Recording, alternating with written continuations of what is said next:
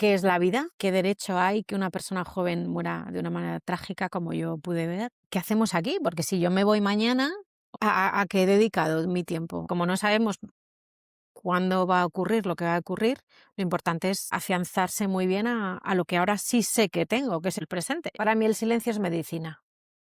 Medicina. Es el ingrediente principal para realmente conectarme con quién soy. ¿Cómo se reconoce esa fortaleza cuando la vida te rompe por fuera? Pues mira, eso fue una sorpresa. Putadón, uff, vale, pero aquí no me quedo. Esto no soy yo. Esto no soy yo. Y me acuerdo no parar de llorar, ta, ta, ta, ta, ta, ta, y decir, hasta aquí, ya está. Hoy nace una nueva yo. Y cuando vine de Nepal, fue como si la otra versión de mí ya se hubiera instalado. Y lo lloré todo. No hubo ni una lágrima más. Y ahí fue como, clac, empieza el renacer, y un renacer brutal. Cuando viene un cataclismo, dices, estaba preparada. Y mi pensamiento fue, si yo lo he logrado, cualquier persona con un entrenamiento lo va a poder lograr. Tenemos que cerrar todas las grietas, ¿no? Las grietas de manera natural se dan, ¿no?, en la tierra, en las casas. Bienvenidas, si nos van a traer luz y nos van a ayudar a ser mejores personas y a crear un mundo mejor.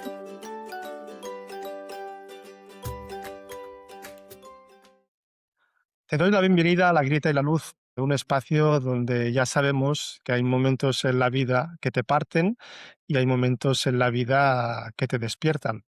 En la historia de nuestra invitada hay al menos dos momentos que partieron, que obligaron a nuestra invitada a vivir la vida de otra manera o al menos con otra conciencia. Ella es Cristina Jardón, es pedagoga, coach, es divulgadora, autora de libros, experta en mindfulness, en bienestar y en otros puntos que seguramente nos querrá compartir, en espiritualidad, por ejemplo. Y vamos a saludar a Cristina, bienvenida. Muchas gracias por la invitación. A ti por venir. Es un espacio que vamos a hablar un poco de grietas, de todo aquello que nos ha permitido explorar, ¿no? Tú tengo entendido que eres una gran exploradora desde pequeñita. No sé Así si es, así es. Creo que la curiosidad es una de las características que me acompañan de siempre. Observadora, exploradora, haciéndome preguntas como muy, muy diferentes a niños cuando era pequeña, ¿no? Niños de mi edad, como con ganas de saber, de conocer, de entender. Bueno, eso me ha ayudado a abrirme quizá a aspectos de mí misma poco explorados o a temáticas en las que he podido profundizar y bueno, pues el resultado de esa curiosidad y muchas cosas más, pues soy la persona que hoy tienes enfrente. porque crees que una pequeña herida que tenías ya, una pequeña grita que tenías ya de niña era no encajar, esa búsqueda viene de no encajar en algo. Inicialmente creo que no, o sea, creo que simplemente era una ansia por conocer. Fíjate qué curioso que mi madre siempre me contó, o durante tiempo, ¿no?, que cuando yo nací, ya nací con los ojos muy abiertos, como mirando a todos los lados. Digo, mira, pues es que ya desde que nací iba buscando el mundo, ¿no? Pero sí que es verdad que esa exploración que me iba llevando, o esa observación que me va llevando cada vez a encontrar cosas nuevas, sí que me fue destilando hacia un tipo de personalidad en la que no es que no encajara, sino que era diferente. Hoy sí, hoy sabemos que eso tiene nombres de muchos tipos, neurodivergente, no sé si TDAH o TDAH o bueno, persona altamente sensible, pero es verdad que yo me encontraba durante, y sobre todo en la adolescencia, encajada en el mundo que yo estaba viviendo. Es decir, yo tenía unos intereses que en mi grupo ni de broma, ¿no? Y tenía unas conversaciones o me gustaba tener unas conversaciones muy profundas que en o sea, no encontraba en mi grupo de iguales, no encontraba. Y quizá por eso siempre me rodeé de gente mucho más mayor que yo, curiosamente. Es decir, yo tenía mi grupo de amigos como tal, ¿no? Pero siempre me ha atraído mucho la gente más mayor que yo, porque me abrían una sabiduría y unas otras áreas de vida que para mí eran como, wow, ¿no? Esta gente todo lo que sabe. Y para mí era, o sea, yo me recuerdo de muy pequeña en algunos grupos de yoga, por ejemplo, en mis inicios de yoga y demás, que yo era bien jovencita, 21 años tenía o 20 cuando yo iniciaba en yoga, que no era algo como muy, muy actual, ¿no?, en nuestro país. y era la más pequeña con diferencia de todo mi grupo, y a mí me encantaba estar ahí. Yo ahí me veía encajada. Y cuando estaba con gente de mi edad hablando de, qué sé yo, pues de las cosas de adolescentes, ¿no? No me sentía tan a gusto, así que sí, siento que he sido bueno, no sé si friki o no friki, pero desencajada en muchos momentos de mi vida. Y esa búsqueda con el paso del tiempo, ¿cómo la podemos, analizar de alguna manera? Es una búsqueda interior más que exterior, es una búsqueda interior, por lo que resuena. Son las 2, es algo, un latido interno que te ayuda también a buscar fuera, es decir, a entender más, a comprender más, a ponerle nombre a cosas que estás sintiendo, por ejemplo. Es una indagación, yo creo que va de la mano, es interna y externa, porque a veces no solo desde el interior obtienes las respuestas, a veces necesitas, qué sé yo, una conversación con alguien, o te llega un mensaje de un libro, o te haces un curso de especialización en no sé qué, ¿no? O tienes una sesión con un coach que te ilumina, no sé, lo que sea. Pero yo sí que creo que nace de dentro, es un despertar interior. ¿Y cuándo te das cuenta que lo que buscas también te está buscando a ti de alguna manera? Cuando me doy cuenta de que lo que busco me está buscando a mí. Si has tenido alguna vez esa sensación, Sí, claro, lo he tenido muchas veces y yo creo que me acompaña, quizá más en la etapa más madura, más adulta. Puedo poner, quizá cuando tengo varios ya elementos que ya me hacen entender. A ver, yo siempre he sido ahora cada vez menos, ¿eh? Pero siempre he sido una persona como en la parte muy mental. O sea, yo he necesitado entender, ¿no? Y he necesitado buscar la fuente, ir a información e indagar, ¿no? Esa parte mental para mí esa parte cognitiva era como un necesito. Quizá ya menos, estoy más en el sentido, pero sí que es verdad que creo que cuando tuve todos los elementos, sí que tuve ese momento de, vale, esto es, ya estoy, ya nos hemos encontrado. Y eso me ha pasado muchas veces, creo que sigo en eso, porque eso es lo que a mí me dirige mi vida, cuando lo que soy, lo que pienso, lo que siento, eso está alineado y va en consonancia con cómo quiero vivir. Yo vivo ahí y trabajo desde ahí, ¿no? Pero no siempre he estado aquí. Entonces sí, hubo un momento en el que ya encontré como todos los elementos, ya entendí y ya integré y dije, vale, aquí es. porque es que yo creo que es como una dificultad que solemos tener, ¿no? A veces buscamos y estamos sentados en aquello que lo que buscamos, ¿no? No sé si por tu Puede ser, a veces buscamos y, pues, estás sentado ahí de lo que buscas, ¿no? y no lo había visto. Sí, yo creo que eso es más fácil que pueda pasar cuando tu búsqueda es solo hacia afuera. Y entonces, claro, no tienes esa llamada interna o ese latido interior o ese sentir o esa intuición, porque es mucho de intuición también. Yo me doy cuenta cuando, o sea, hay un sentimiento de inquietud interno. Cuando estoy en ese sentimiento de inquietud interno es el que me dice, hay algo que aquí no, que esto no está bien, ¿no? Venga, hay que moverse, ¿no? Y aparece un nuevo, lo que sea, llámalo un nuevo despertar, un nuevo insight, un nuevo aprendizaje.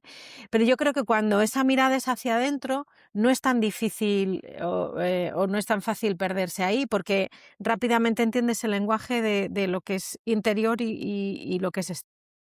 Por eso creo y por eso acompaño hoy en mi trabajo, tanto en las organizaciones como a nivel personal, a la mirada interna. Porque para mí ha sido el camino de entender, de conectar, de alinearme y, en definitiva, de vivir feliz, pero no solo para mí, sino intentando crear esos entornos, ¿no?, de bienestar cuando trabajo en organizaciones, pero desde la mirada interna. ¿Y eso qué significa? Bueno, pues significa muchas cosas. Pues primero parar el ruido externo, que es increíble el ruido externo que tenemos ahora mismo, ¿no? De la situación actual, todo lo que nos llega, los peligros de la IA, ¿no?, las noticias, parar eso, ¿no? Eso primero. Y luego también parar nuestro ritmo interior, es decir, ayudar a la mente a que se calme, ayudar al cuerpo a que encuentre un equilibrio. Y desde ese silencio que yo llamo el silencio interior, aparecen muchas cosas, ¿no? Y esto no va unido a ninguna religión, ¿eh? Pero sí que creo que es necesario ese silencio interior para poder entender, conectar, alinearnos, escuchar y sentir esa búsqueda, ¿no? ¿Qué me pide el corazón? ¿Qué me dice la vida ahora? Si te fijas, en el ritmo actual que normalmente llevamos, yo me meto, también, aunque creo que lo entreno para no estar ahí, pero en el ritmo que llevamos de despertador, me meto en la ducha casi sin pensar, me tomo un café corriendo, cojo el coche, voy al trabajo, ficho, bueno, no sé qué, el cliente, las llamadas, tal, vuelvo. No hay espacio, no hay momento, no hay tiempo, no hay tiempo en la agenda, ¿no? Para ese silencio. Sin embargo, sí que creo que eso es lo que verdaderamente nos construye como personas. Es lo que nos ayuda a ver el propósito en la vida, el para qué, es lo que nos ayuda a tomar una decisión de hasta ahora lo he hecho de manera equivocada y quiero hacerlo mejor. Necesitamos ese silencio y es verdad que cuando te sientas en ese silencio, bueno, pues sí que te das cuenta de efectivamente, si es que estaba aquí conmigo, no lo había visto. El silencio puede significar muchísimas cosas, ¿no? Porque ahora estoy pensando, hay silencios que duelen muchísimo cuando no puedes expresar algo que llevas mucho, muy adentro, ¿no? Incluso en traumas. Pero para ti el silencio, exactamente qué es, porque es algo como muy positivo, ¿no? Es como una conexión muy, muy interna. ¿Qué nos puedes decir de tu silencio?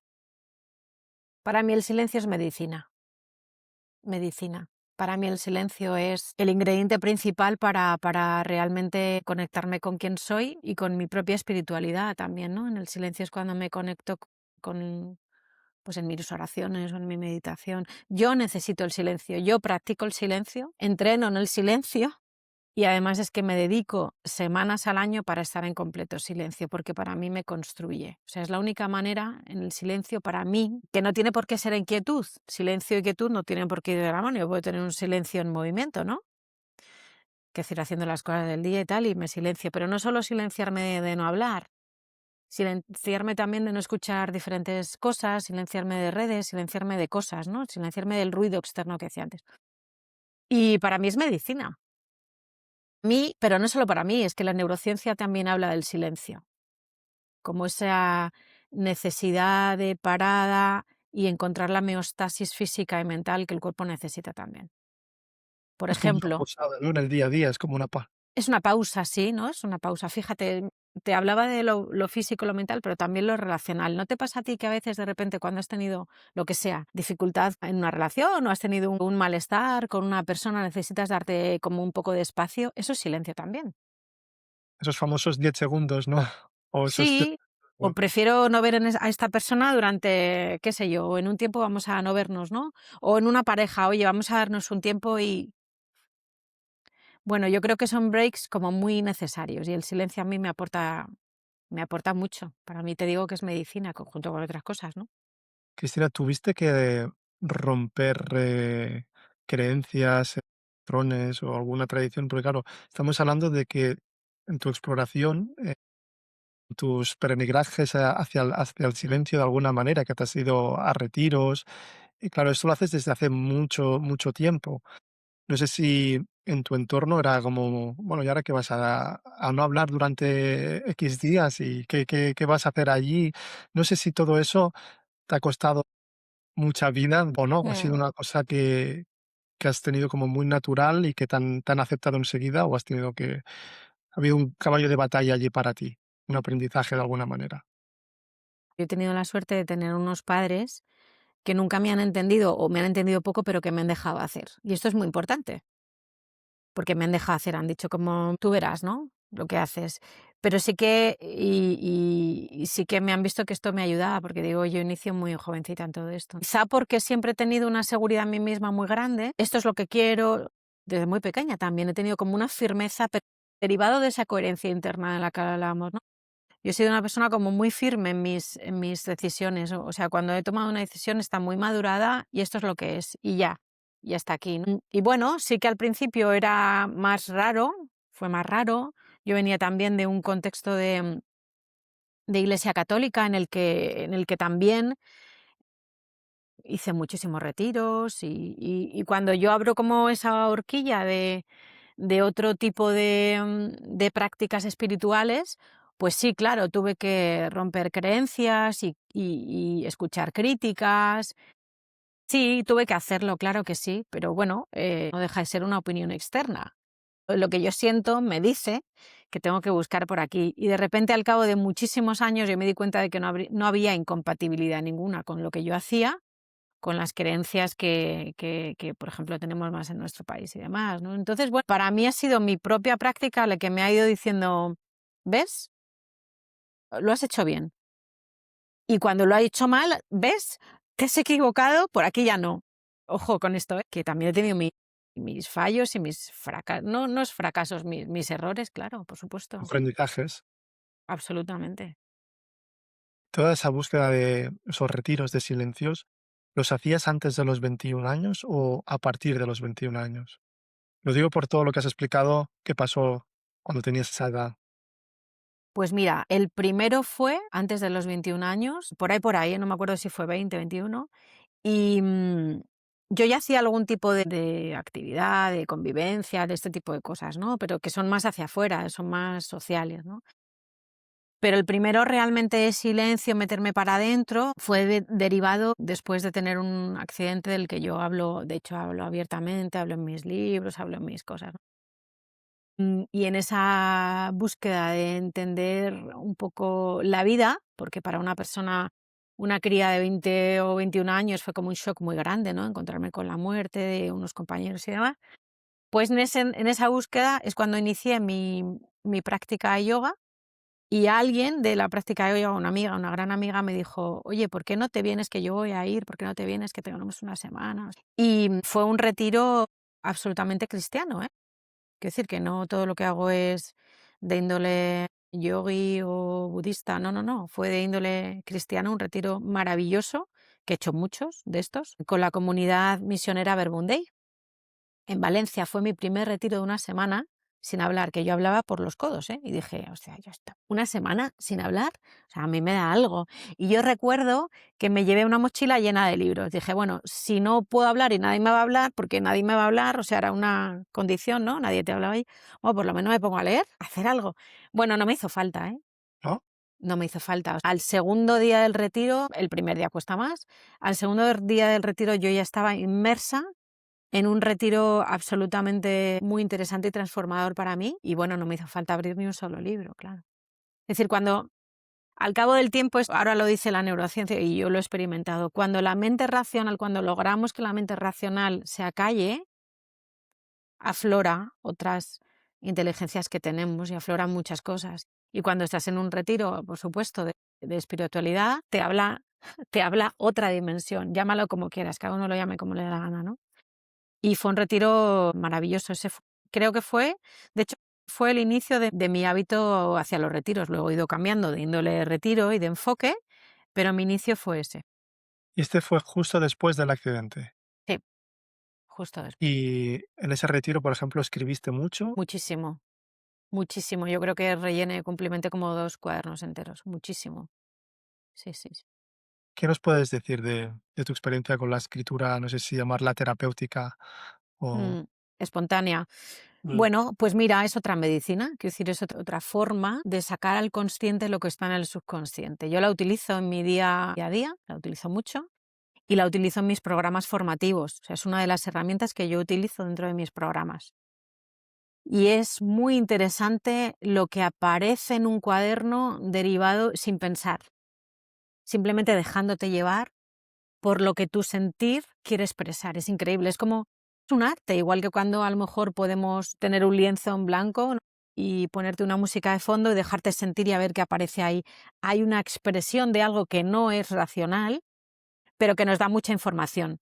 Entonces, cuando yo la utilizo, me da mucha información, y cuando la utilizo de herramienta en mis programas y luego la persona la llevo a ver, ¿no?, qué has escrito, si han repetido palabras o no, subraya lo que te llama la atención, mira a ver si hay un aprendizaje para ti. De ahí, solo de una escritura espontánea, puede aparecer un itinerario de coaching, imagínate, una sesión o un proceso de trabajo. Así que sí, la utilizo y me parece una herramienta muy potente. En esa época, 21, 22 años, con el trauma del accidente, ¿tú qué notaste que se rompía a una persona tan joven cuando descubre, ¿no?, tan pronto que la vida puede cambiar de forma radical en cualquier momento? No sé, o sea, ¿qué preguntas nacen ahí? Muchas. ¿Qué es la vida? ¿Qué coño hacemos? O sea, ¿para qué estamos aquí? Pregunta del tipo, bueno, ¿no eran solo los mayores los que se morían? ¿Qué derecho hay que una persona joven muera de una manera trágica como yo pude ver? Pero sobre todo el propósito de la vida. ¿Qué hacemos aquí? Porque si yo me voy mañana o me pasa dentro de nada, que no lo sabemos, ¿a qué he dedicado mi tiempo? ¿En qué ha consistido todo esto? Y también preguntas de qué hay después de esto. Que esas son preguntas que ya me venían de niña, ¿eh? Pero digo que en este momento quizá tomaron más forma y me ayudaron más a explorar para encontrar respuesta a todo esto. Y allí comentas que se te potencia tu búsqueda espiritual, por decirlo Ujú. así, ¿no? ¿Qué entendiste del cuerpo, por ejemplo, de la mente cuando hacías sesiones de meditación, de yoga?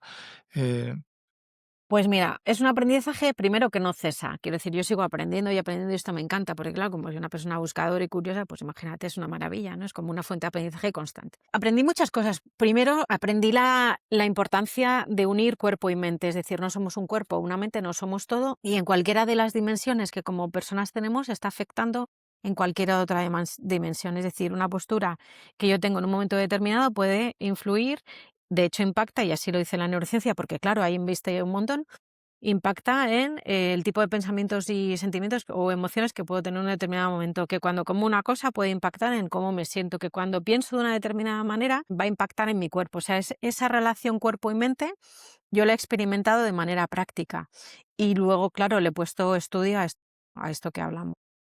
Y otro de los aprendizajes, por ejemplo, que tuve inmediatamente después del accidente es vivir en presencia, vivir en presencia, vivir en atención plena. ¿Por qué? Pues porque como no sabemos cuándo va a ocurrir lo que va a ocurrir, lo importante es afianzarse muy bien a lo que ahora sí sé que tengo, que es esto que está aquí, que es hablando contigo, el presente. Esto lo tengo.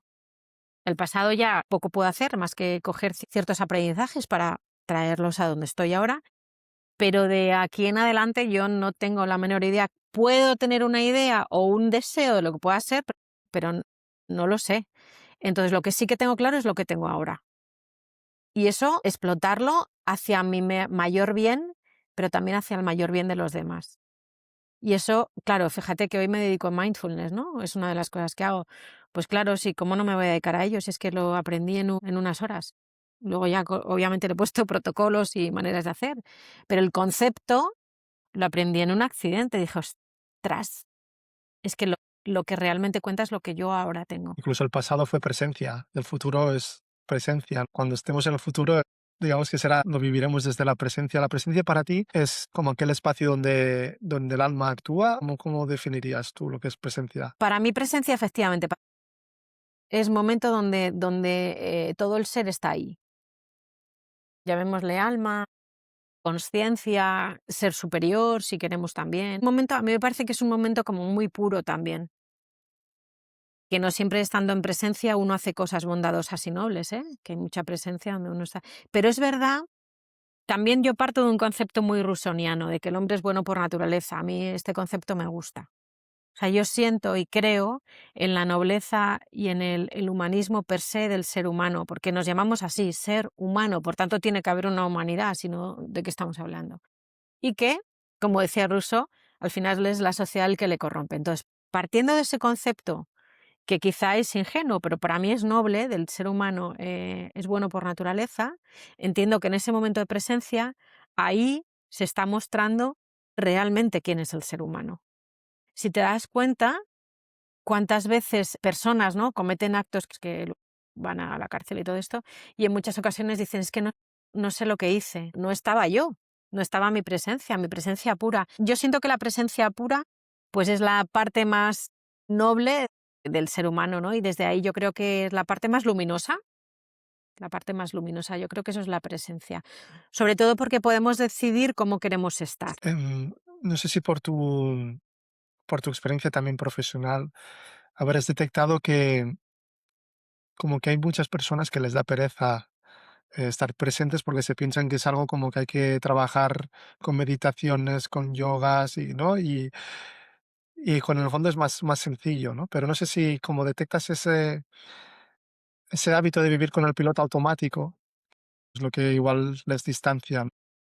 Parece que es para iluminados lo de la presencia. Sí. Yo te diría que en general estamos más enfocados en el hacer todo el tiempo, ¿no?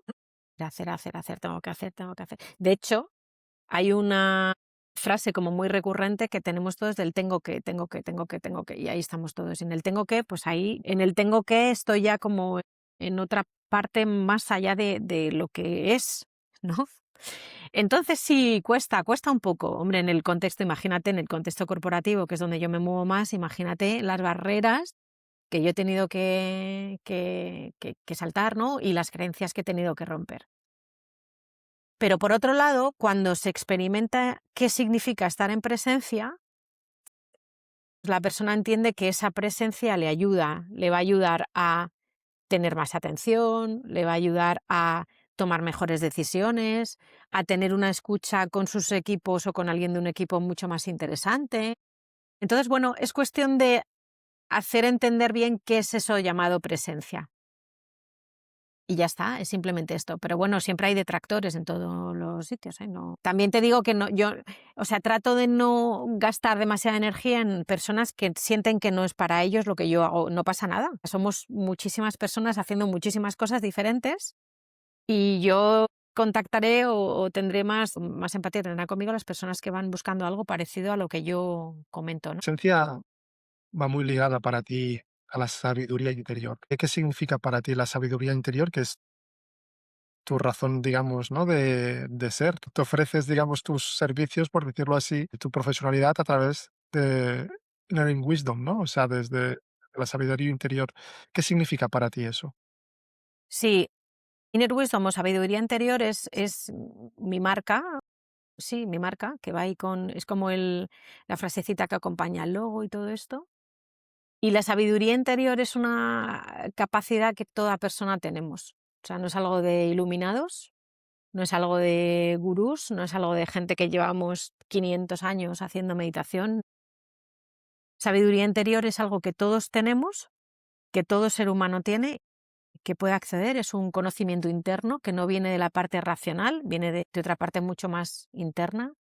Como dije antes, de la intuición, de un sentimiento profundo, quizá de esa conexión más con la consciencia o de la toma de consciencia o con el alma.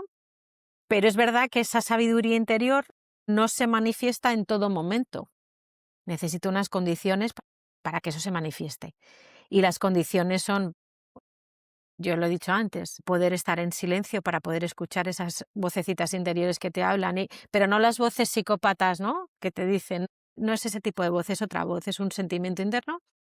Y claro, necesito presencia para poder entender cuál es el mensaje y de dónde me llega, si es un mensaje verdaderamente interno de mi sabiduría anterior o es un pensamiento distorsionado. Entonces sí, la presencia que se cultiva, como sabemos muchas veces con la práctica meditativa, ya en sí mismo es una apertura hacia esa sabiduría interior. Por ejemplo, cuando nos sentamos a meditar o tenemos esa meditación como algo habitual, ¿no? Como un hábito de vida, cuanta más meditación soy capaz de hacer, más conexión, por ejemplo, con lo corporal voy a tener cuando escucho mi cuerpo o escucho mi mente y demás. Y eso significa que cuanto más escucho, más sabiduría voy a tener. Yo ahora, cuando nos sentamos en una meditación o tenemos la meditación como un hábito de vida y se va creando ese silencio en esa mente racional y vas conectando con el sentir y incluso con el cuerpo, se van desarrollando ciertas competencias nuevas, como por ejemplo mayor escucha al cuerpo, ¿no? De hecho, se llama la propiocepción, ¿no? Que es un sentido del cuerpo. Es decir, yo en este momento sí que considero que derivado del desarrollo del entrenamiento en meditación, en inteligencia emocional, en yoga, en diferentes posturas y demás, yo hoy por hoy sí que creo que tengo una percepción muy sutil de mi cuerpo. Es decir, tan sutil que a veces tengo que manejar, no entrar en la hipocondria, ¿no? Porque dices, un momento tal, no, cuidado, no. A ver, que el cuerpo, o sea, yo, por supuesto, el latir del corazón lo noto como, o sea, ahora mismo lo estoy notando mientras hablo contigo. Y eso es algo que para una persona se tiene que sentar, no sé qué, y a veces incluso sentado, silencio, me toco aquí, no lo notan. Entonces, es un entrenamiento, es un entrenamiento. Y eso es parte de la sabiduría del interior. En este caso es la sabiduría corporal. Yo sé definir muchas veces lo que me pasa. Y esto no significa que no vaya al médico o que yo sea más que el médico, no, significa que cuando voy al médico le doy un informe brutal de, mira, es que me siento aquí, además cuando me siento ocurre que en este dolor y además ocurre que aquí se junta con, y entonces eso al que tiene que hacer el diagnóstico, que no soy yo, también le ayuda a tener más, imagínate, eso le ayuda mucho más que cuando alguien va al médico y dice, pero cuéntame, ¿qué dolor tienes? Es que no lo sé, no lo podría definir, ostras, entonces, ¿cómo te voy a ayudar? Bueno, entonces lo que quiero decir es que sabiduría interior que comprende muchas dimensiones del ser humano, ¿eh? Comprende la dimensión física, espiritual, mental, relacional, espacial, requiere de presencia y silencio, si no, no lo vamos a poder escuchar. Y la tenemos, lo que quiero que quede muy claro, ¿eh? Es que la tenemos todos, todos. Solo hay que entrenarla, solo hay que despertarla, solo hay que darle espacio para que se muestre. La tenemos todos. Por eso cuando trabajo con grupos y hablo de sabiduría interior, me encanta porque creo que todos podemos llegar a ese conocimiento interior. Por cierto, que es el conocimiento sobre el que durante miles de años las tribus más ancestrales o con menos acceso al conocimiento racional se han basado en ello, ¿no? Estoy pensando en tribus ancestrales, por ejemplo, en las selvas o sea, cómo han llegado al entendimiento de, sí, también por aprendizaje de generaciones, ¿no? Pero cómo han llegado al entendimiento por ejemplo, de las plantas que les curan o ciertos rituales que hacen. Ahí no hay tanta mente racional, ¿no? Es más un sentir interior y un sentir también de conexión con algo mucho más grande que nosotros mismos, sus dioses, nuestra alma. Bueno, por ahí va. Te iba a preguntar que has hecho muchos retiros de silencio, habrá sido también a según qué selvas, ¿no? Quizás, ¿o Pues no? mira, a selva todavía no he estado en ninguna, he ido a otros lugares, a selvas todavía no. Aunque lo tengo pendiente. De hecho, ayer en una conversación con una persona que una acababa de llegar hace poco de la selva amazónica y otra se iba, digo, está claro que la siguiente tengo que ser yo, porque, o sea, una viene y otra se va, la siguiente tengo que ser yo. Me parece muy interesante, Cristina, esto de comentas, ¿no? De sentir incluso hasta tus latidos del corazón. En una primera observación dices, ¿para qué necesitas tú saber cómo te late el corazón? Si no, no es una cosa que sea habitual, digamos, ¿no? A acceder a esta información, pero realmente es información, o cuando esa información que te puede llegar de cómo respiras, que no, normalmente no somos conscientes, ¿no? Pero que son cosas que realmente, tal como lo explicas, quedan muy claras porque es un efecto práctico en el día a día, que si nos observáramos más cómo nos funciona el corazón, cómo nos late, cómo respiramos, tendríamos más información sobre lo que nos puede estresar más, o si estamos pasando por un momento más de angustia o más relajado, ¿no? Todo eso es una información que hay que poner en valor.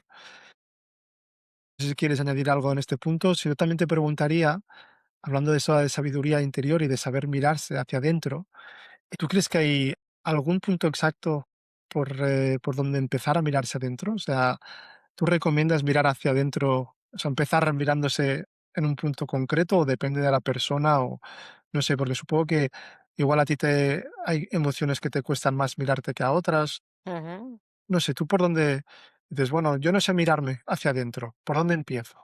Fíjate, añado a lo anterior, dices la sabiduría interior lo que nos da es ese acceso a un conocimiento más completo de uno mismo, pero no solo a nivel corporal, a nivel de muchas cosas, a nivel de relaciones también.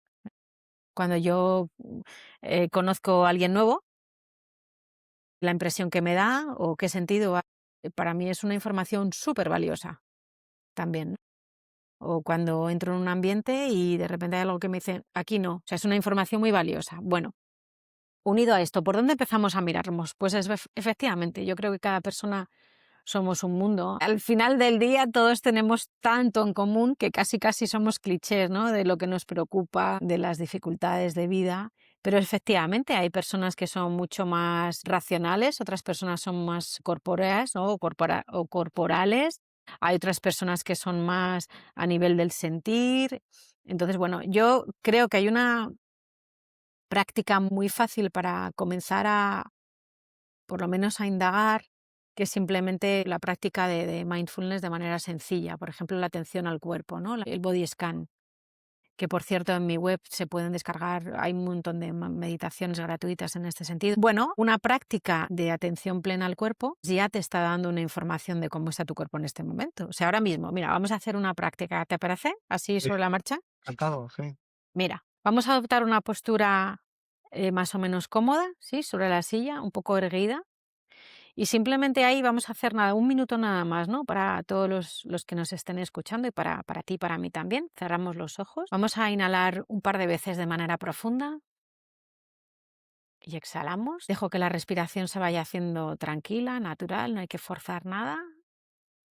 y simplemente me llevo la atención al cuerpo en este momento. Cómo estoy sentado, cómo están mis hombros, mi cara, pecho, mi abdomen, mis manos, mis pies. Y simplemente me quedo ahí explorando, observando, sin cambiar nada. Simplemente observo corporalmente cómo me encuentro, si noto tensión en algún lugar, si hay zonas que no soy capaz de percibir. Ir abriendo los ojos, porque esta práctica podría dar para mucho.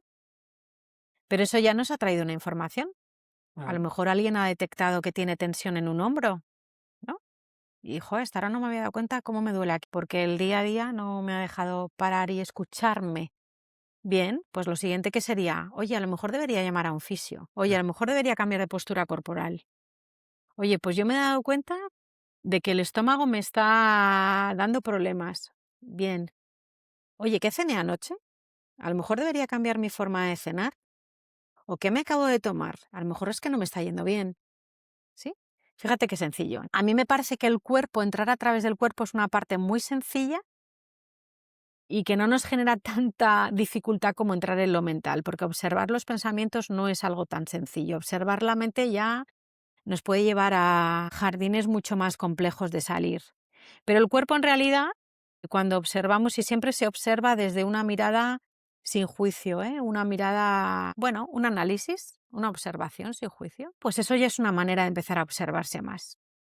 Y derivado de esto, a lo mejor a una persona que empieza a hacerlo según nos escucha hoy, pues de repente cambia su manera de cenar, o su manera de caminar, o su manera de sentarse en una silla. O al cabo de un mes tiene un impacto muy grande en la persona.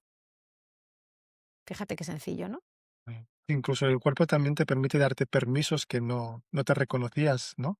Desde otro sentido. Es decir, bueno, puedes haber sentido que realmente si llevas el cuerpo a esa consciencia, sabes que tu cuerpo está agotado, por decirte algo, ¿no?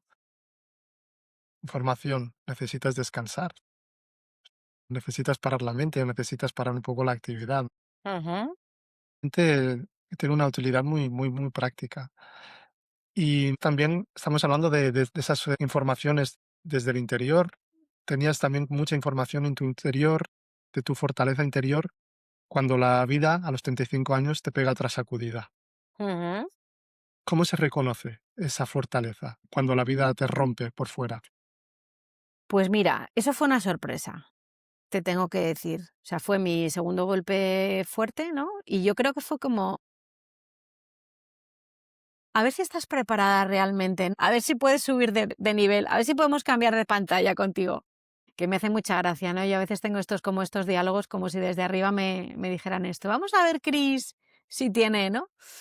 Entonces, ¿qué pasó? Que efectivamente yo tengo un golpe de efecto muy duro a nivel personal, a nivel familiar, un impacto muy grande. Y bueno, pues un divorcio muy doloroso para mí. Bueno, para mí supongo que para todos, ¿no? Pero desde el punto de vista personal, muy doloroso. Y ocurre que, ¿cómo reacciono a eso?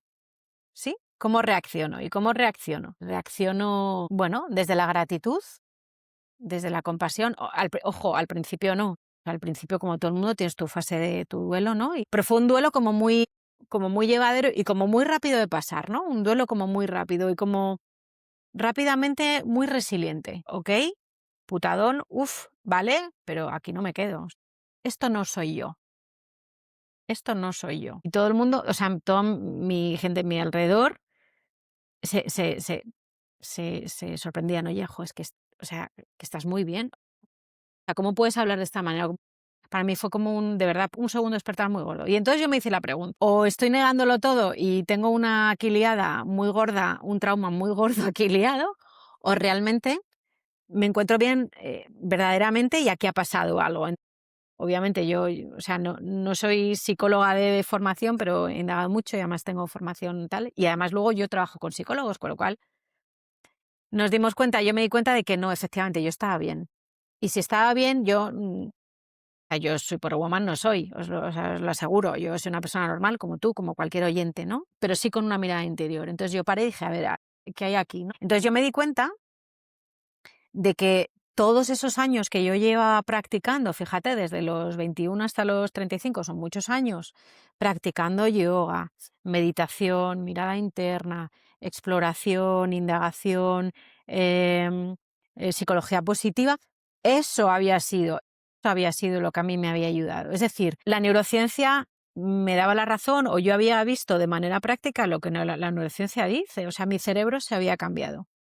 Mi cerebro cambió, pero verdaderamente. O sea, si a mí me hubieran hecho una neuroimagen, mi cerebro estaba cambiado. ¿Hacia dónde? Hacia un cerebro mucho más abierto, optimista, enfocado, resiliente, prosocial, Todas estas prácticas que estás describiendo, ¿no? con todas las prácticas que yo llevaba haciendo sin saberlo, pero bueno, yo llevaba entrenando mi cerebro 16 años sin saberlo. Y entonces, claro, cuando viene un cataclismo, pues Estabas dices, preparada, ¿no? Dentro estaba de todo preparada, estabas preparada. estaba preparada. Y mi sabiduría interior, Pasaste pantalla. pasé pantalla y además como te salen con aplausos que te salen las pantallas, pasé pantalla y dije, ostras, ostras lo que hay aquí, qué fuerte. Y ese fue el inicio de por qué hoy me dedico a lo que me dedico. Y mi pensamiento fue, si yo lo he logrado, cualquier persona con un entrenamiento lo va a poder lograr, igual que yo. ¿Cuándo sentiste que aquello que habías, vivido pasaba de ser una herida dolorosa a una forma en que te permitiría acompañar a los demás? ¿Cuándo lo sentiste eso? No pasó mucho tiempo después de aquello, ¿eh? Unos meses de sentirlo y luego hay que darle forma a eso, ¿eh? Una cosa es la idea que uno tiene y luego bajarla al plano de las ideas y del negocio y hacer. ¿Qué recuerdas de esos meses de activación de Bueno, sanar desde tu herida? recuerdo empezar a formarme, decir, no, es que ya sé lo que es. O sea, ya sé por dónde tirar, ya lo sé, o sea, ya lo sé. Tengo que tirar por aquí, por aquí, por aquí. Entonces empecé a estudiar, empecé a investigar, potencié de alguna manera todo eso que había hecho de manera más inconsciente. Empecé a darme cuenta de que esos ingredientes ya los quería en mi vida sí o sí. O sea, estos ingredientes ya estos sí los quiero constantemente. Y empecé a ponerle nombre a eso y empecé a formar. Al poco empecé a formar fíjate, estoy hablando del 2011. En el 2012 yo, o sea, unos meses después, no llegó a un año, yo ya estaba en el primer congreso en Barcelona de inteligencia emocional dando una ponencia de esto. No de mi caso, ojo, ¿vale? Entre medias hubo un viaje a Nepal, que también me dio ahí. De hecho, el viaje a Nepal fue muy curioso, ahora que estoy hablando contigo, el viaje a Nepal. Fíjate, ¿tenemos tiempo? Sí, por mí sí. Mira, el viaje a Nepal me viene, tú imagínate la situación, ¿no? La situación es recién divorciada, muy fastidiada, muy dolida, ¿no? Muy dolorida. Bueno, yo creo que con un trauma, un niño pequeño de 2 años y un sentimiento interno muy grande de me tengo que ir, pero no sé a dónde, ¿no? De huida. Sí, no sé si de huida, pero me tengo que ir, me tengo que ir, me tengo que ir, me tengo que ir, tengo que hacer algo, me tengo que ir lejos, ¿no? La India, no lo sé, y entonces encontré una posibilidad en Nepal. Y fíjate, en aquellos entonces era tan fuerte el sentimiento que hablando con una era tan fuerte, me decía: "¿Pero por qué te vas?". Digo: "Es que no sé qué hay aquí que me llama a irme, pero me voy, me voy. Y a lo mejor me pasa algo y no vuelvo". Quiero decir, no sé qué es lo que me está llamando a irme, ¿sí? Pero me voy. Y mi amiga decía: "¿Pero qué me estás contando?". Digo: "No, es que te digo todo esto para que lo sepas, y que si pasa algo, puedas expresar, o sea, puedas hablar", ¿no? Y fue un sentimiento muy, muy fuerte de me tengo que ir, entonces me busqué un voluntariado y me fui a Nepal de voluntaria. No fue mucho No tiempo, ¿eh? estamos hablando de que te fueras una semana, 10 días y no te fuiste más tiempo. Sí, tampoco mucho, fueron 3 semanas, así como unos 20 días, así tampoco demasiado. Pero ahí, y me acuerdo de un momento concreto, concreto, concretísimo, bueno, ahí lloré lo que no está escrito, porque ahí me fui a depurar en realidad sin darme cuenta. Y me acuerdo un momento concretísimo de no parar de llorar, ta, ta, ta, ta, ta, ta, y decir: "Hasta aquí, ya está. Hoy nace una nueva yo". Y cuando vine de Nepal en realidad fue como si la otra versión de mí ya se hubiera instalado, ¿sabes? Se instaló allí. Hasta ahora no lo había hablado de esta manera. Así fue. Allí se instaló mi nueva versión. Fuiste a enterrar una Cris allí a Nepal quizá y volviste Sí, renacida. creo que sí. O sea, una parte, o sea, yo sigo siendo muy yo, Claro, ¿no? Pero sí, sí, sí. metafóricamente, sí. Vino otra versión vino de allí, porque además yo allí también tuve mucho contacto con la meditación, con el budismo, ¿sí? Vino otra versión. O no, Chris, que te pudieras dar cuenta de que tenías esa llamada, que te dieras ese permiso de irte a Nepal y que, bueno, justamente encontraras aquello que habías ido inconscientemente a buscar. Justamente fue una llamada muy fuerte. Y ojo, que tuve que pedir un préstamo para irme, ¿eh? Que económicamente, o sea, no me lo podía permitir. Un préstamo en un banco, o sea, una amiga. Y le dije: "Es que tengo tan sentimiento", me dijo: "O sea, si es el dinero, no lo hagas por dinero, o sea, yo te lo dejo". Y dije: "Me voy". Y me costó, que sí, o sea, me costó también mucho, dejar a mi hijo aquí, no, que estaba cuidado, entenderme, con su padre y tal, pero bueno, que para mí era como un: "No, no, es que en este momento se trata de mí". Es muy Y conectado, mucha gente que me decía sí, y mucha gente, bueno, mucha gente de: "Estás loca, un niño pequeño, jo, qué egoísta", ¿no? Bueno, muchas cosas. claro, claro. Pero bueno, como dije al principio, había una coherencia interna muy fuerte a la que hice caso.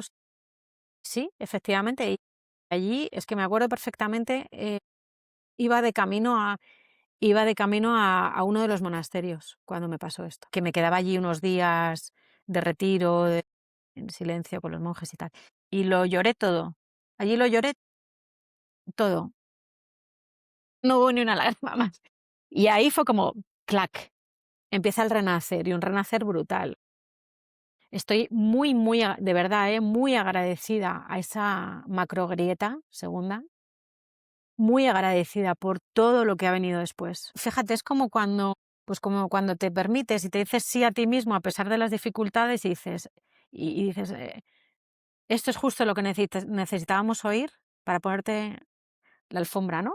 Y sí, bueno. Qué inspirador, Cristina, no me esperaba esta historia, pero es muy inspiradora, la verdad, que es como situarse en ese momento es como mágico, ¿no? Que tú te dieras que tú te lo reconocieras, que tú tuvieras esa intuición, que siguieras a pesar de las dificultades de organización con el hijo pequeño, con la cuestión económica y que volvieras nueva, es como muy inspirador, ¿no? O sea, que gracias también a esa grieta te llegó, te llegó toda la luz que compartes hoy en día, ¿no? Y una luz que compartes a través de una experiencia íntima que se vuelve como un lenguaje también profesional, ¿no? Ujú, En ese punto, tú como, por ejemplo, desde tu experiencia en entornos de especialista en bienestar en ujú. organizaciones, ¿tú qué sientes, qué detectas, por qué nos cuesta tanto aceptar, por ejemplo, lo que sentimos a nivel de organizaciones? ¿Qué emociones, por ejemplo, consideras que están como más suprimidas en directivos? No sé si nos puedes hacer como una pincelada de todo. Sé que estoy tocando diferentes puntos, ¿no? Pero Bueno, el entorno de trabajo, como muchos estamos viviendo y estamos pudiendo ver, está muy complicado, ¿no? Hay muchos factores que en este momento hacen que de un mundo muy complejo a nivel de trabajo y a nivel corporativo y hay mucha presión, ¿no? Y hay muchos datos que dicen que las cosas no van bien. Pasan los meses y hay mucha competitividad y además ahora aparece la IA, en fin, muchas cosas. Entonces, ¿qué pasa? Primero, no nos damos permiso para sentir, eso es lo primero. No nos damos permiso para sentir porque cuando nos abrimos a sentir, parece también una parte muy vulnerable de nosotros. Y si tú tienes un puesto de responsabilidad, tú no quieres mostrar diferentes aspectos de ti porque tú quieres dar otra imagen. En el contexto corporativo se vive con el personaje, en muchas ocasiones, más que con la persona. Salvo que el directivo manager, que es principalmente con la figura que yo trabajo, precisamente por un impacto hacia los demás y hacia su equipo, salvo que esta persona, como a mí, haya tenido un cataclismo en su vida y haya tenido una experiencia, ¿no? Que se haya vinculado mucho más a su sentir, o porque esté entrenado y quiera, hay una llamada interna y esto está pasando también, ¿eh? Mis programas de liderazgo no son programas que, si bien no me meto tan en profundidad como estamos contando hoy, pero son programas de liderazgo humano, precisamente para sentir. Hablamos de inteligencia emocional, hacemos prácticas para sentir las emociones, hacemos prácticas para gestionarlas, ¿no? Es decir, para No le tengas miedo a aquello que sientes, porque aquello que sientes te está dando una información, volvemos a lo mismo. Aquello que sientes te está dando una sabiduría que hay que hacer algo con ello, ¿no? Entonces, la primera dificultad o barrera es que no nos permitimos porque nos da miedo. Nos da miedo mostrarnos. ¿Y por qué nos da miedo mostrarnos? Porque creemos que nos van a dañar. Y esto pasa también en las relaciones normales, ¿no? Cuando vienes, por ejemplo, de una relación difícil, pues si no estás bien trabajadito, en tu siguiente relación se pasa mal. ¿Por qué? Pues porque no te abres. ¿Por qué? Porque tengo miedo que me vuelvan a hacer daño. Y claro, esto es muy animal también, es instinto de protección.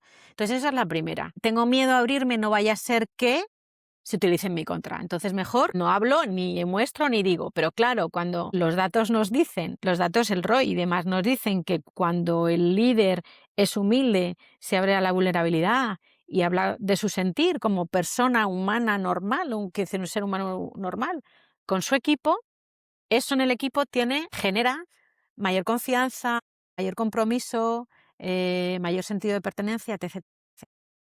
Eso por un lado, ¿no? Entonces, la primera barrera, nos da miedo sentir. Y la segunda barrera, la mala gestión del tiempo. Yo no voy a decir que no hay tiempo, porque no es verdad. Tenemos tiempo. Tenemos tiempo y hay que manejar las prioridades. Lo que es importante para ti, pues manejarlo. Pero es verdad que estamos tan enfocados, lo decía antes, estamos enfocados en los resultados, en hacer, en traer el business, que nos olvidamos de la parte más humana. Pero es que es la parte humana la que te trae el business real. Es decir, incluso a nivel de rentabilidad es importante. Entonces es como que no hay tiempo para esto, que es una falacia. Yo lo desmonto en 2 veces. En 2 minutos lo desmonto con la gente. No, es que no tengo tiempo. Digo, bueno, vamos a hacer una práctica. Digo, ha sido 1 minuto. ¿Tienes 1 minuto en tu día a día? Pues claro que lo tienes. Lo único que hay que cambiar de foco. Es un cambio, de verdad, lo digo así de sencillo porque a mí me gusta ser sencilla, porque bastante compleja es la vida. Es un cambio de foco. Solo tenemos que hacer un cambio de foco, un cambio de prioridades. Poner el bienestar en la prioridad número 1 de ti como líder, como persona, y de crear el entorno para que tu equipo llegue ahí. Y luego, ¿eso cómo se hace? Pues con metodologías que yo he creado, ¿no? Y que alguna aparece en mi último libro, ta. Eso se hace, hay protocolos para llegar ahí. Pero si no tienes no tienes el bienestar en una de tus prioridades, yo diría en el top 3, pero bueno, lo voy a dejar en el top 5. Si sentirte bien, estar bien, cuidarte, mimarte, darte permiso, descansar no está en tu prioridad, una de tus prioridades número 5, olvídate que no hay nada que hacer. Eso yo no lo puedo cambiar. El valor viene de cada uno. ¿Qué heridas personales detectas en directivos que en ese ranking no ponen al bienestar en el top 3 o en el top 5? ¿Qué heridas personales puede haber detrás de ahí si lo tienes detectado, ¿no? Y hasta qué punto, Cristina, es funcional un directivo, un director, eh, si no se ha trabajado, si no ha sanado sus propias heridas? Bueno, nos metemos en un tema complejo, ¿no? Porque ya es más de psicología, de trauma y demás. Mira, yo creo que sin meternos en traumas, yo creo que nos podemos meter en drivers, ¿no? En comportamientos y en hábitos, que eso es más fácil. O sea, una persona que está en el go, go, go, venga, venga, venga, resultados, resultados, Date prisa. date prisa. Bueno, pues yo creo que detrás de eso primero, hay una infancia donde ha recibido mensajes en esta línea, eso por un lado, y bueno, y lo segundo es, puede haber muchas cosas, puede haber un afán de perfeccionismo, puede haber un afán de imagen, de tengo que dar una imagen para los demás, de que yo soy inquebrantable, con lo cual ya nos está diciendo que hay una inseguridad personal muy grande, ¿eh? Cuando tú quieres dar una imagen, pero te rompes por dar esa imagen, y esto pasa mucho, ¿eh? En el directivo actual, que no me gusta generalizar, pero en muchos directivos actuales pasa esto, en grandes corporaciones, ¿no? Yo doy una imagen, ¿no? De inquebrantable, autoridad, y no me permito descansar, por ejemplo, pues nos está dando mucha información. Entonces, bueno, depende de cada caso, pero yo creo que hay drivers, yo no sé si hay heridas o no, pero el no permitirse descansar, el no permitirse a uno mismo decir no, al final es un descuido a uno mismo. Y un descuido a uno mismo tiene mucha lectura detrás. Cuando tú te descuidas a uno mismo, o sea, descuidas a ti mismo y tu foco está más en el de fuera que en ti mismo, estás muy vendido. Y así ocurre, ¿no? Que de repente te has dedicado como directivo no sé cuantísimos años a la compañía, tu identidad es la identidad corporativa, ¿no? Todo rodea Hay un y de montón de repente un día creencias, ¿no, Cris? Hay un montón de creencias. un montón de creencias y de carencias.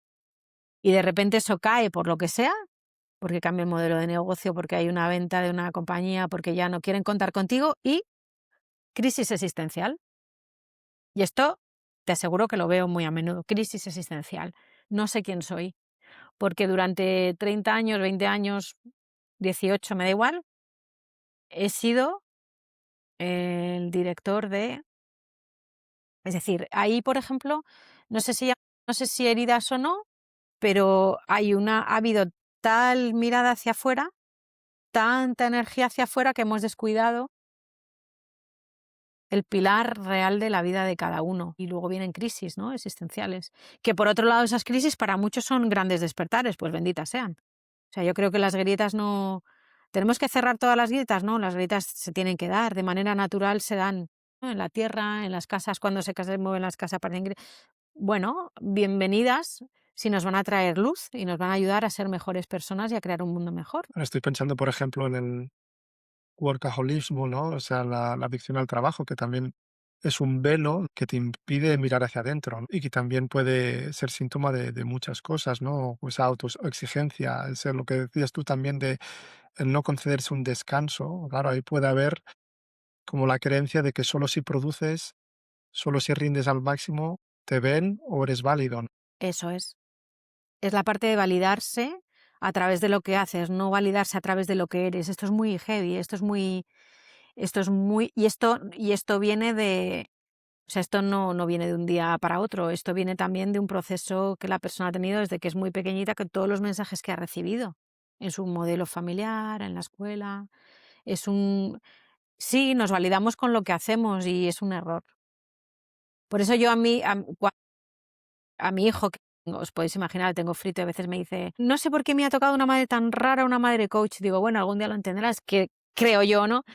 Yo muchas veces le digo, es que yo te quiero por lo que tú eres, más allá de por lo que tú haces. Lo que tú haces me encantaría que algunas cosas se hicieran de esta manera o de esta otra, pero incondicionalmente yo te quiero por quién tú eres. Y un líder, un directivo, un director puede acompañar más lejos de lo que él mismo se mira hacia adentro. No, claro que no, imposible.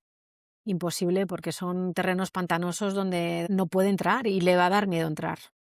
Y le va a dar miedo entrar. Por eso, cuando un líder no se ha trabajado en lo personal, no se concede descansos, no tiene una mirada interna desarrollada, le cuesta mucho desarrollar un liderazgo humano, no sabe. De hecho, cualquier entrenamiento de liderazgo humano empieza por el autoliderazgo, Pero el empieza por ahí. liderazgo humano, ¿cómo lo situaremos? O sea, para las personas que nos pueden escuchar, porque hay líderes que no se permiten un descanso y pueden hacer que los demás no descansen, digamos, o pueden sobrecargarse para que un líder puede cargarse de un trabajo que incluso no le pertenece o no le pertoca para que los otros, ¿no? Para de alguna manera sentirse también él indispensable, ¿no? Que tampoco es correcto. Que tampoco es correcto. Cuando hablamos de liderazgo humano en una organización, pensamos en una persona, en un líder, que acompaña al equipo no solo a lograr resultados, sino a que el equipo crezca y se desarrolle como personas mientras se están logrando esos resultados. Y eso implica una manera de comunicar, una manera de escuchar fundamental, más que comunicar, escuchar, crear espacios de escucha, una manera de acompañar a ese desarrollo de manera individualizada a cada una de las personas que tiene, a lograr una manera de entender qué hay detrás de la persona para que le ayude o no a lograr o estar en su peak performance, ¿no? En su mejor versión para lograr los resultados. Y en definitiva eso es una persona que sabe escuchar, empatizar, una persona que ama al ser humano, que esto puede sonar como muy raro, o sea, un líder que no ama, entendedme, que no quiere lo mejor para su equipo, mal vamos. Mal vamos, porque a lo mejor es que quiere o quiere lo mejor para la compañía, o quiere lo mejor para los resultados, o quiere lo mejor, o utiliza el equipo para lograr ese ego de líder, en fin. Entonces, un líder humano es esto, y tiene como muchas competencias o habilidades que rodean a esa persona. vulnerabilidad, humildad, escucha, empatía, compasión, mirar al otro con respeto, tolerancia y bienestar. Crea entornos de bienestar donde se dan la seguridad psicológica, es decir, cada persona puede ser ella misma y expresar sin miedo a ser juzgada. Todas estas características dentro, o sea, unido a su labor de dirigir personas.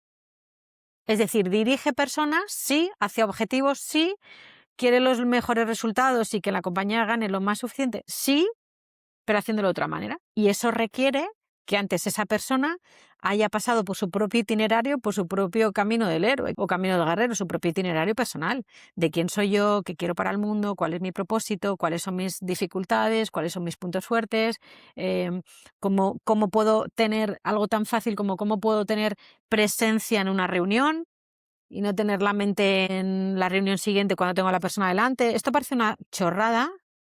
De verdad que lo parece, yo entreno en estas cosas que dices, bueno, no es tan difícil, claro que no, si es que son cosas muy sencillas, son comportamientos cotidianos. Pero lo cierto es que hay un impacto muy grande, muy diferente, cuando el empleado se siente escuchado, comprendido y en confianza, a cuando no se siente escuchado, comprendido y hay desconfianza.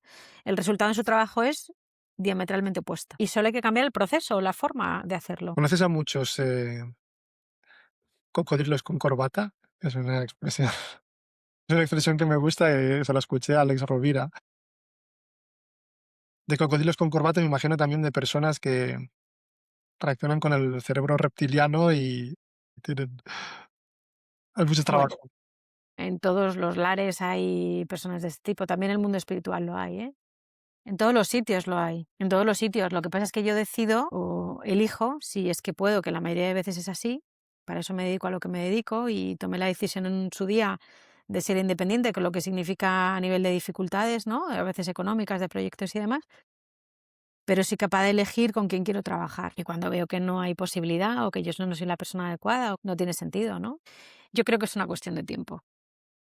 Es una cuestión de tiempo. O sea, las nuevas generaciones vienen con otra manera de colaborar, de propósito, de bienestar. Cuestión será unos años, pero las personas de 50 y muchos que ahora están en las compañías, en 10 años se tendrán que marchar, ¿sí o no? Y entrará gente nueva.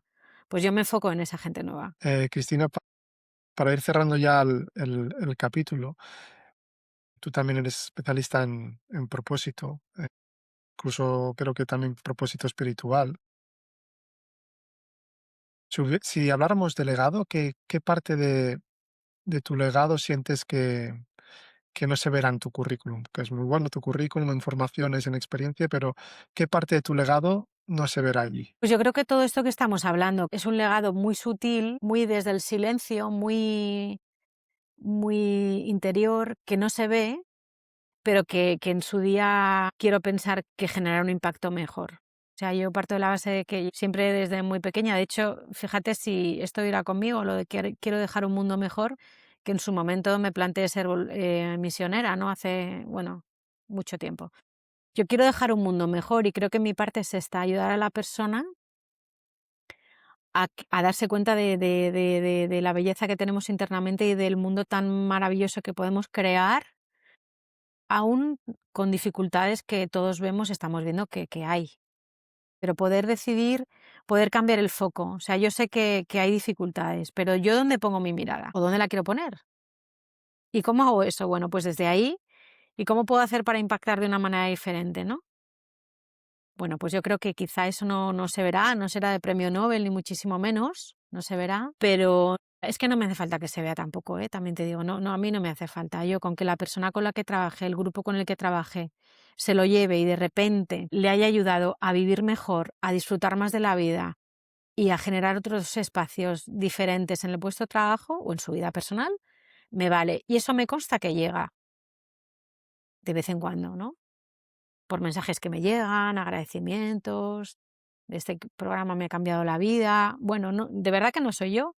La persona estaba en el momento correcto, yo era la persona que le iba a acompañar en ese momento, sucedieron un montón de cosas y ¡pum! Apareció ese clic. Bueno, pues fenomenal, yo me encanta que la gente se lleve clics, pequeños despertares, lucecitas.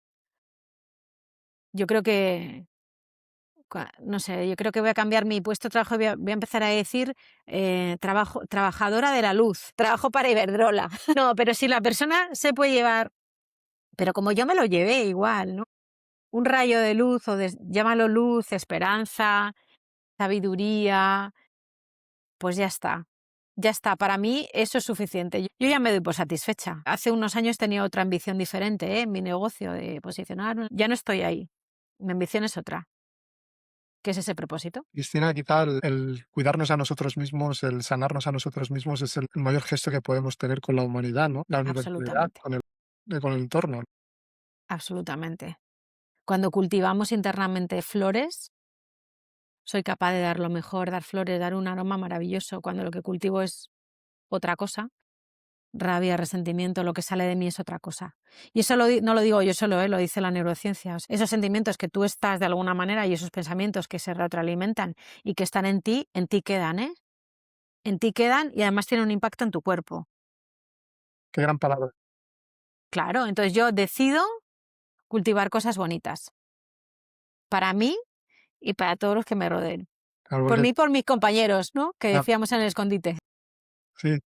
No, porque cultivar quiere decir que luego puede haber una cosecha o no, pero que al menos tú inviertes ahí ¿no? O sea, no te desapegas también del resultado, tú cultivas. Absolutamente, absolutamente. O sea, yo tengo la responsabilidad de cultivarlo en mí y con la mejor intención de darlo para afuera, pero es que darlo para afuera también va a depender del otro.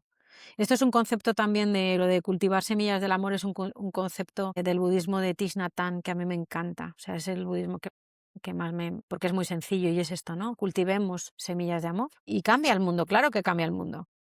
Y es que es muy fácil, de verdad, si es que es tener una sonrisa, un buenos días, esto que parece que la gente dirá, es que ¿cómo son los programas? De verdad que yo hablo de cosas muy sencillas con los líderes, ¿eh? Sonríe más, dale buenos días, pregúntale qué tal su madre, cómo va el entrenamiento de su hijo, o sea, cosas así. Cristina, para acabar, si tuvieras que dejarnos una frase, un aforismo que te acompañe, un pensamiento, una reflexión para este programa, ¿cuál sería? O que te surja en la presencia de este momento, ¿cuál sería? Mira, me surgen muchos. Yo creo que hay una frase que además es muy célebre y muy recurrente, pero que para mí yo creo que también es la base de mi trabajo, que sé el cambio que quieres ver en el mundo. Esto ya lo dijo en su momento Gandhi, el Buda también ¿no? El último, el Dalai Lama también. Sé el cambio que quieres ver en el mundo. Yo quiero, de verdad, honestamente, yo quiero ver un mundo diferente, un mundo mejor. Bueno, pues voy a hacer lo posible. O sea, no lo voy a dejar a los políticos que lo hagan, ¿no? O a la Unión Europea que dicte no sé qué ley, o a la OMS, no. O sea, no, yo en mi metrito cuadrado voy a hacer ese mundo mejor. Pues ser el cambio. Yo me he propuesto ser el cambio. Ahí estoy, pico y pala.